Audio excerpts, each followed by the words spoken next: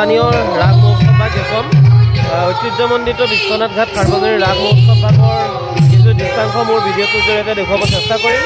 ভিডিঅ'টো আপোনালোকে আৰম্ভণিৰ পৰা শেষলৈকে চাই থাকক আৰু যদি ভিডিঅ'টো চাই ভাল পায় তেনেহ'লে লাইক শ্বেয়াৰ কমেণ্ট কৰাৰ লগতে মোৰ পিংকুল বিশ্বনাথ নামে থকা চেনেলটো ছাবস্ক্ৰাইব কৰি দিব বুলি আশা ৰাখিছোঁ।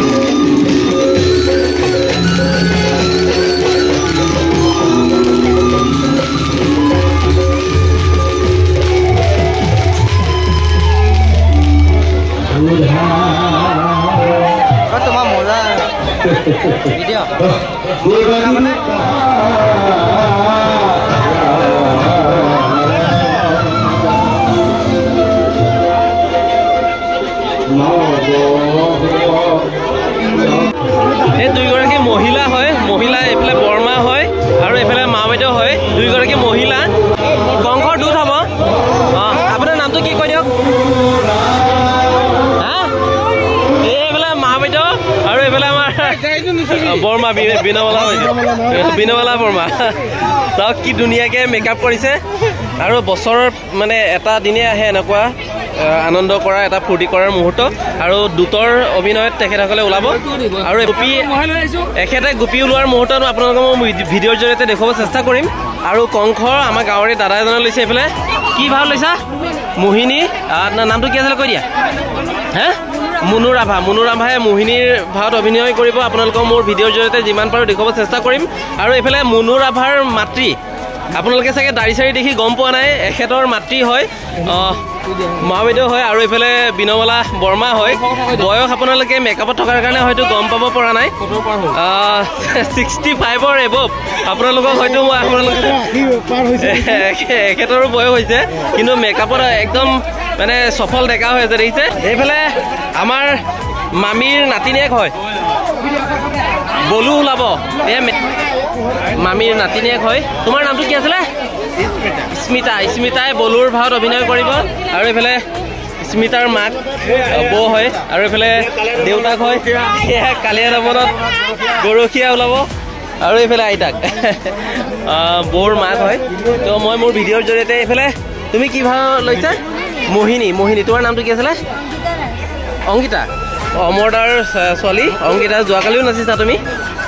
তো মই আপোনালোকক দেখাইছোঁ মেকআপ কেনেকুৱা হৈছে আপোনালোকে ক'ব। মেকআপ চাই আমাৰ ইয়াতে চিম্পুল মেকআপ কৰা হয়। আৰু এইফালে আমাৰ ৰাসৰ লগত ওতপ্ৰোতভাৱে জড়িত থকা তেখেতৰ নাতি আপোনাৰ কালিয়া দমনৰ গৰখীয়া মানে কৃষ্ণৰ লগত ওলাব।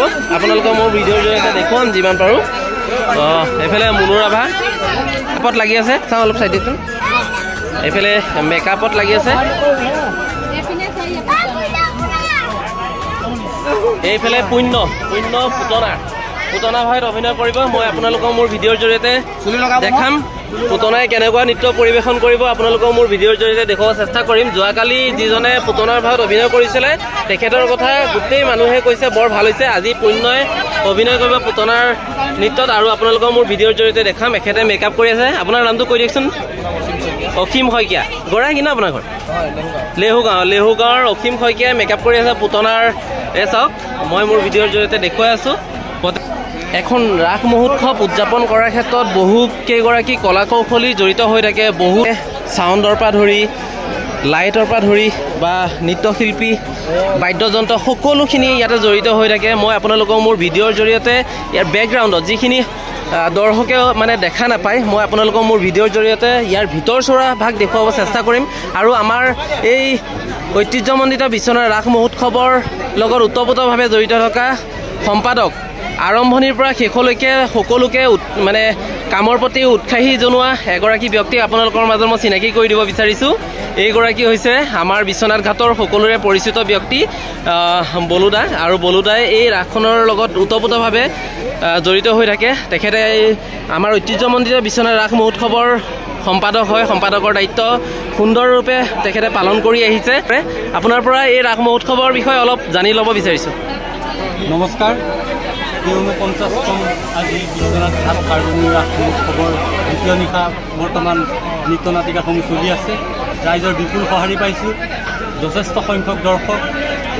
সেয়েহে আমি এই দৰ্শকসকলক দেখিয়ে মৰ্মাহত হৈ পৰিছোঁ, আনন্দ লাগিছে।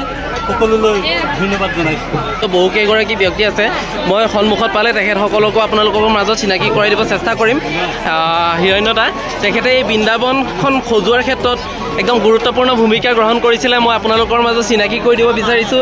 তেখেতসকলে নেপথ্যত থাকি যিখিনি কাম কৰে হয়তো বহুতে চিনি নাপায়, বহুতে নাজানিবও পাৰে। সেইকাৰণে মই জনাই দিব বিচাৰিছোঁ। আমাৰ বিশ্বনাথ ঘাটৰ সকলোৰে পৰিচিত এগৰাকী ব্যক্তি হিৰণ্য দাস দেৱৰ পৰাও মই কিছু এই ৰাস মহোৎসৱৰ বিষয়ে অলপ জানি ল'ব বিচাৰিছোঁ। সকলোকে শুভেচ্ছা জনাইছোঁ।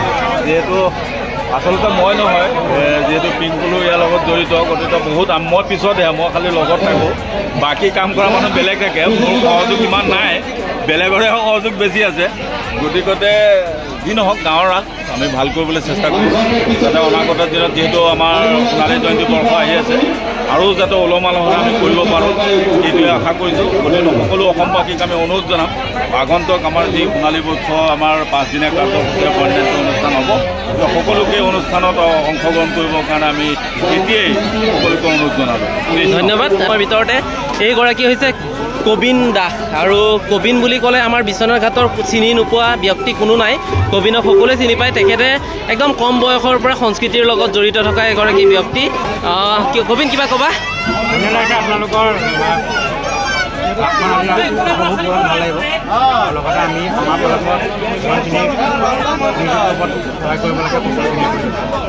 ধন্যবাদ।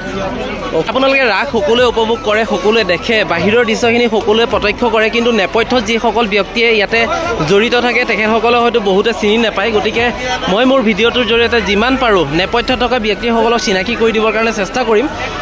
ইয়াতে যিসকল বাদ্যযন্ত্ৰ বা নৃত্যৰ লগত সংগীতৰ লগত জড়িত থাকে প্ৰত্যেককে মই মোৰ ভিডিঅ'টোৰ জৰিয়তে কম সময়ৰ ভিতৰতে চিনাকি কৰি দিব চেষ্টা কৰিম। ইয়াতে আমাৰ ছাৰ আছে, ছাৰো ওতপ্ৰোতভাৱে এই ৰাস মহোৎসৱ ভাগত জড়িত হৈ থাকে। বিগত কেইবাবছৰো তেখেতে মহাৰাসৰ কৃষ্ণৰ ভাওত অভিনয় কৰি আহিছিলে। মই মোৰ ভিডিঅ'টোৰ জৰিয়তে এখেতক চিনাকি কৰি দিব বিচাৰিছোঁ। শিক্ষকতাৰ লগতে এনেধৰণৰ সামাজিক বা সাংস্কৃতিক অনুষ্ঠানৰ লগত ওতপ্ৰোতভাৱে জড়িত থকা এগৰাকী ব্যক্তি। অনুভৱ কওক আপোনাৰ।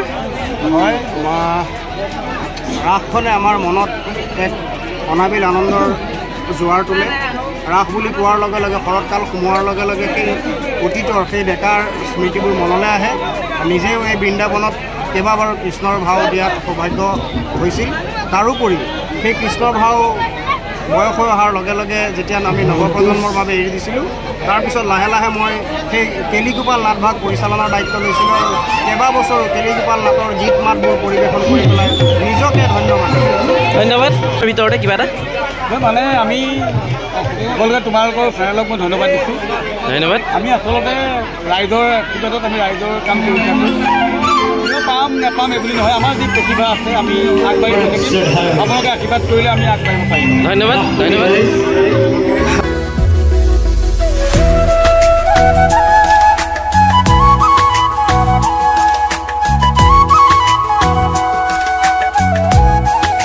এতিয়া যিহেতু দৈৱকী বিবাহ কংসৰ অভিনয় আমাৰ গাঁৱৰে এগৰাকী দাদাই অভিনয় কৰিছে। মই তেখেতকো আপোনালোকক মই ভিডিঅ'ৰ জৰিয়তে দেখুৱাব চেষ্টা কৰিম। চাই থাকক। এইফালে নিশ্চয় নিশ্চয় দেখুৱাম দেখুৱাম।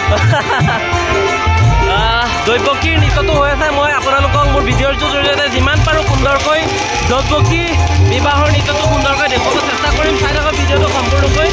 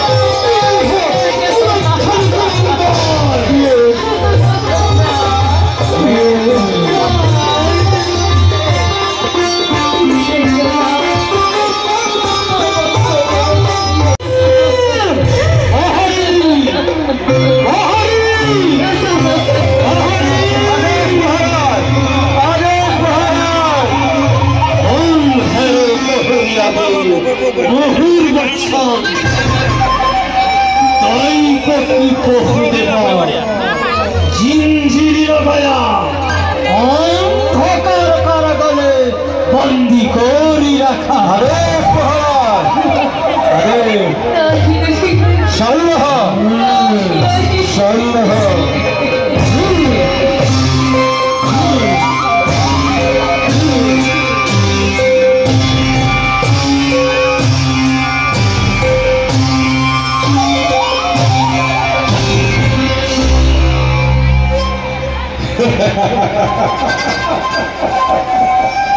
আমার পরিচিত লাগিলা নারায়ণ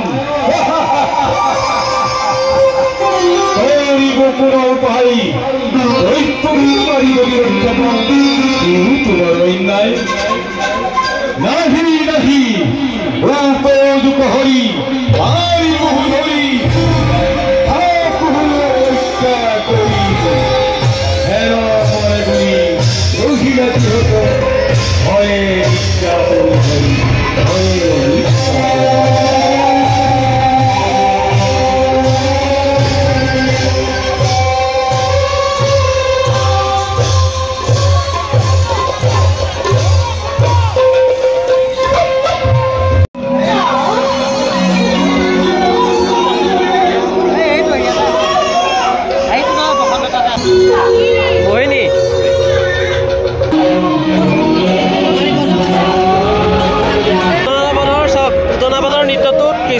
অভিনয় কৰিব কণমানি নৃত্যশিল্পী তোমাৰ নামটো কি উদ্দীপনাই কৃষ্ণৰ ভাৱত অভিনয় কৰিব পুতনা বাদৰ নৃত্যটোত চাওক একদম কণমানি নৃত্যশিল্পী তেখেতৰ নৃত্যটো মোৰ ভিডিঅ'টোৰ জৰিয়তে আপোনালোকক দেখুৱাব চেষ্টা কৰিম।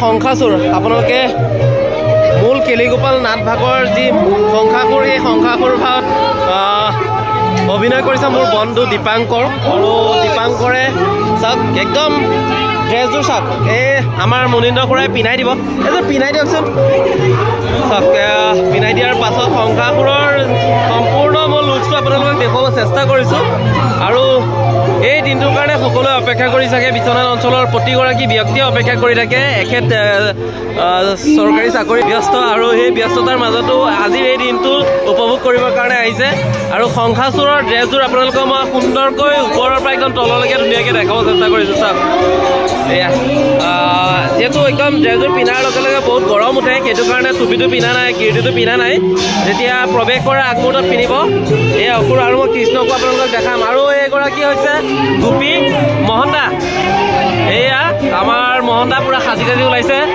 একদম মজা লাগিছে লুকছটো কোনেও গম নাপাব এইগৰাকী সঁচাকৈ গোপীৰ নিচিনা লাগিছে আচলতে গোপী নহয় গোপ হয় ন কিন্তু চাওক মেকআপ একদম মজা হৈছে আৰু প্ৰতি বছৰে কিন্তু এইগৰাকীয়ে গোপীৰ নৃত্যত অভিনয় কৰে নৃত্য কৰে মহন্তা কিবা এটা কৈ দিয়ক কেনেকুৱা লাগিছে নমস্কাৰ বঢ়িয়া নাচিয়ে থাকিব কেতিয়াও মন কেতিয়াও বৃদ্ধ নহয় গতিকে সকলোৰে মন যায় এনেধৰণে উপভোগ কৰিবৰ কাৰণে এনেধৰণে নৃত্য কৰিবৰ কাৰণে এইফালে নয়নী বাইদেউ এতিয়া ওলাব হা বয়সৰ কিমান নাই মনটো ডাঙৰ নহয় ন মনটো ডেকা হৈ থাকিলে হ'ল